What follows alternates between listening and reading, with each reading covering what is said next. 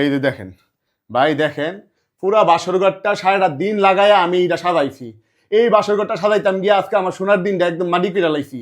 আর এই বাসরঘরও তারা দুইজন ঠাস করে ঢুকে গেছে গা।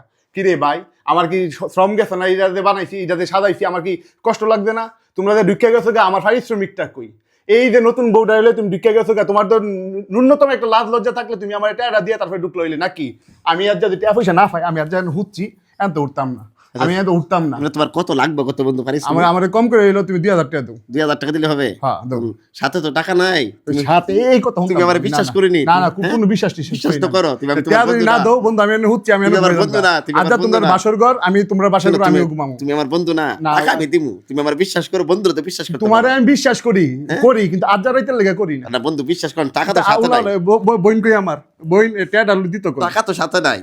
টাকা দিব নি কোন? হ্যাঁ দিব বলো না, সাথে নাই তাতে নাই, টাকা আমরা দিব। তুমি আমার বিশ্বাস করো, কালকেই দিয়ে দেব টাকা। শ্বশুর বাড়ি থেকে শালা-শালিরে তো ঠিক ওই গেটের মধ্যে 20,000 কালকে টাকা দেব। ওইটা ওইখানে সব টাকা চালাইছি তো, এখন আপাতত সাথে আমি ঘুমাইতে যাই, আমার ডিস্টার্ব করো না। দিয়ে দিব তোমারে। আমি তো জিনিস সম্পর্কে কি বিশ্বাস তুমি করলে বা? তুমি ফাও আমি কি কাজ কি ফাও করছি? না এই যে সাজাইছি নিজের টাকা দিয়ে দিব।